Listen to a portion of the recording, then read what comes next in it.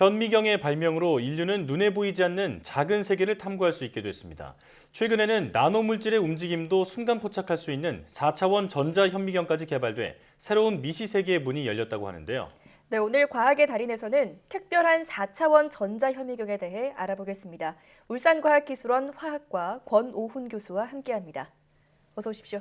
네, 안녕하십니까. 네, 안녕하십니까. 자, 전자현미경은 눈에 보이지 않는 작은 물질을 고해상도로 볼 수 있게 하는 장치인데요. 그런데 교수님께서는 기존의 전자현미경보다 발전된 4차원 전자현미경을 개발하셨다고 들었습니다. 이게 3차원도 아니고 4차원이 앞에 붙어 있는데 기존 전자현미경과는 어떻게 다른 건가요? 일반적인 현미경은 평면적인 물질의 사진이나 3차원 구조를 찍을 수 있는 반면에 4차원 전자현미경의 경우 빠르게 움직이는 물질의 모습을 실시간으로 촬영할 수 있는 능력을 가지고 있습니다. 네. 즉 공간에 해당하는 3차원에 시간 차원을 더해 4차원 전자현미경 혹은 초고속 전자현미경이라고 부릅니다. 마치 쇼트트랙 결승점을 통과하는 사진을 찍는 것 같이 4차원 전자현미경은 최대 펜토초 단위의 프레임으로 사진을 찍을 수 있는데요. 네. 펜토초란 시간의 단위로 천조분의 1초를 뜻하고 물질이 움직이는 물리적 현상이 일어나는 가장 기본이 펜토초이기 때문에 펜토초 단위로 물질의 모습을 관찰하는 것은 매우 중요합니다. 네. 이처럼 4차원 전자현미경은 나노물질이 빠르게 움직여도 흔들리지 않고 선명하게 찍을 수 있고 물질의 변화 과정을 동영상으로도 촬영할 수 있습니다. 그렇군요. 네, 그러니까 4차원 전자현미경은 마치 연속 사진을 찍는 것처럼 화학 반응 같은 물질의 변화를 모두 촬영할 수 있다 이런 말씀이신 거군요. 그렇다면 이 4차원 전자현미경을 통해서 밝혀낸 현상은 어떤 것이 있는지 좀 궁금합니다. 여러 연구가 있지만 그중에서 금나노 입자의 진동 모습을 최초로 실시간으로 촬영한 연구에 대해서 소개해드리고 싶습니다. 예. 기존의 분석법으로는 매우 작은 나노 입자의 하나하나 선택적으로 연구할 수가 없어가지고 주로 100만 개 이상 모여있는 군집의 거동에 관해서 연구하고 이를 토대로 나노 입자 하나의 성질을 유추해왔는데요. 예. 울산과학기술원에 설치한 4차원 전자현미경을 활용하면 최고 수준의 해상도로 각각의 나노 입자의 고유한 움직임이나 성질을 밝혀낼 수 있습니다. 금나노 입자는 빛 에너지를 받으면 진동하며 열 에너지로 변환하는데 예. 너무 빠르게 진동하기 때문에 그 변화를 눈으로 확인할 수가 없었습니다. 하지만 저희는 빛 에너지가 어떻게 열 에너지로 변화해서 어떤 물리적, 화학적 현상을 유발하는지 연구해 이에 관한 기초 지식의 폭을 넓혔다고 생각합니다. 예. 네. 자, 예전엔 숲을 보는 수준이었다면 이제는 나무를 한 그루씩 살펴볼 수 있게 됐다. 뭐 이렇게 비유할 수 있을 것 같은데요. 자, 그런데 이렇게 작은 나노물질의 움직임을 관찰하는 게 과학적으로 어떤 의미가 있나요? 다양한 물질의 구조를 밝히고 물리적 현상을 이해하는 것은 모든 과학의 출발점입니다. 예. 현재 우리가 지닌 과학 지식의 상당 부분은 눈에 보이는 물질의 평균적인 성질에 기반을 두는데요. 현재 봉착한 과학적 난제나 기술적 한계를 극복하려면 원자, 분자, 나노물질 수준에서 감춰진 성질을 밝혀낼 필요가 있습니다. 예. 이는 새로운 기능을 지닌 물질이나 소자 개발의 토대가 될 수 있다고 생각합니다. 네. 네, 나노물질에서 새로운 현상을 발견하는 것이 모든 연구의 근간이다 이런 말씀이신 거군요. 이렇게 다양하게 활용할 수 있는 4차원 전자현미경 개발하기까지의 과정이 좀 쉽지 않았을 것 같습니다. 어떤 어려운 점이 있으셨나요? 여러 난관이 있었는데요. 네. 매우 정밀한 장비이기 때문에 주변 환경이 안정적이어야 했고 그리고 온도나 습도 변화에 민감해서 온도는 0.5도 이내, 습도는 항상 25% 이하를 유지해야 하고 건물이나 외부의 미세한 진동도 최소화해야 했어요. 예. 그래서 건물 지하 맨 아래층 엘리베이터에서 멀리 떨어진 곳을 어렵게 찾아서 겨우 설치할 수가 있었습니다. 예. 네. 그리고 4차원 전자현미경을 개발할 때는 기존의 상용 전자현미경을 구매한 후 다시 뜯어서 개조하는 작업을 거치는데요. 네. 멀쩡한 고가의 정밀 장비를 분해하고 다시 개조하는 과정에서 혹시나 계획한 대로 잘 작동하지 않으면 어떻게 하나 하는 심적 네. 부담이 상당했습니다. 예. 또 찰나의 순간을 찍기 위해서는 레이저빔이 전자현미경 안으로 들어가야 하는데요.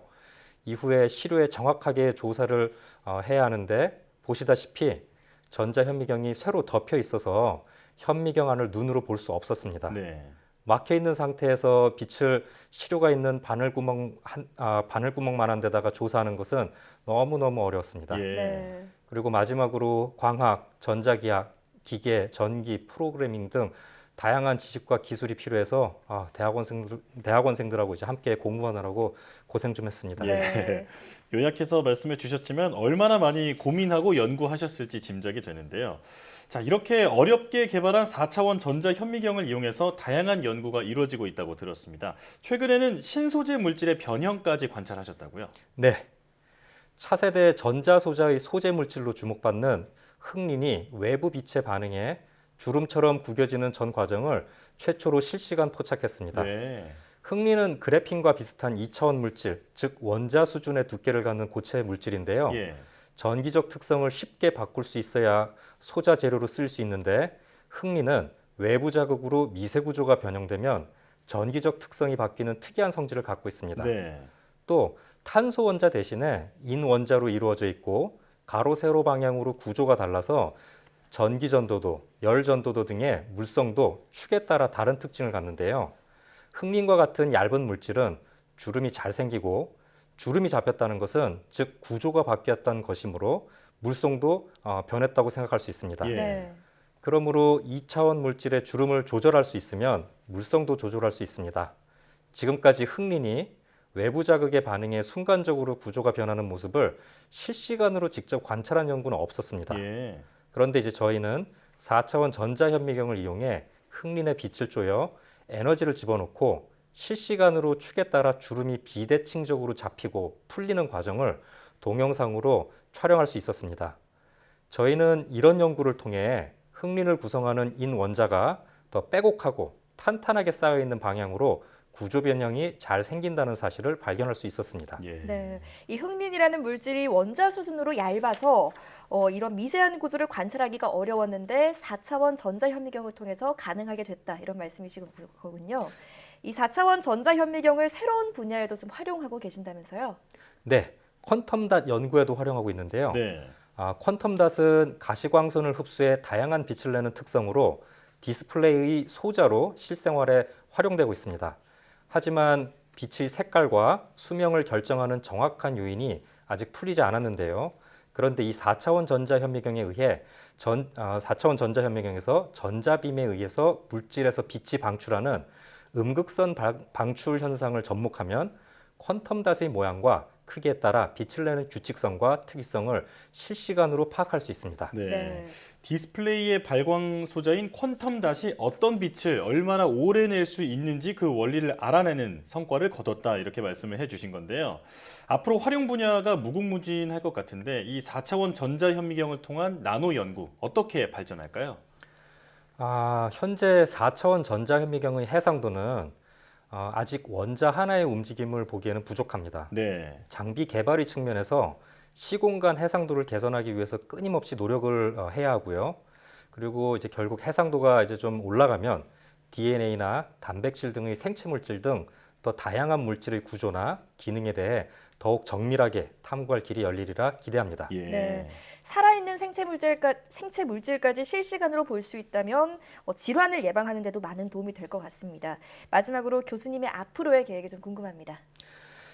4차원 전자현미경 개발은 2007년 제가 박사후 연구원으로 미국 캘리포니아 공대에서 시작을 했습니다. 예. 그때 그 경험을 토대로 기존 현미경의 성능을 뛰어넘는 세계 최고 수준의 4차원 전자현미경을 유니스트 울산과학기술원에 설치하여 현재 열심히 활용하고 있습니다. 예. 저희 연구실을 비롯해 전 세계적으로 몇몇 연구실에서만 설치 운영되고 있을 정도로 첨단 연구 분야인데요. 물리와 화학을 동시에 좋아하는 연구원을 모집하는 게 꽤 힘들기도 하고 또 연구가 잘 안 풀릴 때도 있지만 이 분야에서 대한민국이 선도할 수 있도록 긍정적인 마음가짐으로 연구에 정진하고 전문 연구 인력도 많이 양성하고 싶습니다. 예. 네. 교수님 추가적으로 이 전자현미경 기술이 바이오 산업에서 굉장히 각광받고 있는 그런 기술이라고 들었거든요. 혹시 뭐 협업이라든지 이런 프로젝트 진행하고 계신 게 있나요? 예, 현재 표준과학연구원에 이제 생체 물질 이미징에 관련돼서 좀 이렇게 우리 몸에 이 바이러스나 이런 이제 외부의 균들이 들어왔을 때 이런 균들이 이제 우리 몸에서 어떻게 작용하는지 혹은 이런 균을 없애기 위해서 우리가 이제 약을 섭취하거나 그러는데 그 약들이 어떤 작용을 하는지 그런 걸 알려면 이제 마치 그 구조를 알아야 되는 것처럼 예. 똑같이 이런 바이러스나 이 균들의 개수를 셀 수가 있어야 돼요. 아, 네. 예. 그래서 이제 저희 전자현미경을 뭐 굳이 초고속 전자현미경일 필요는 없지만 전자현미경의 이 고해상도를 활용하게 되면 몸의 바이러스나 단백질, 기타 등등의 생체 물질을 이제 개수할 수 있는 연구를 할 수가 있게 됩니다. 그렇군요. 예, 그래서 이제 표준과학연구원의 요 바이오 그룹과 함께 지금 협업을 진행하고 있습니다. 네. 자, 오늘 말씀을 들으면서 눈에 보이는 세계만큼이나 눈에 보이지 않는 세계도 넓다라는 그런 생각이 들었습니다. 무궁무진한 가능성이 열려 있는 만큼 앞으로도 좋은 연구 성과 기대하겠습니다. 지금까지 울산과학기술원 권호은 교수와 함께했습니다. 나와주셔서 고맙습니다. 네, 감사합니다.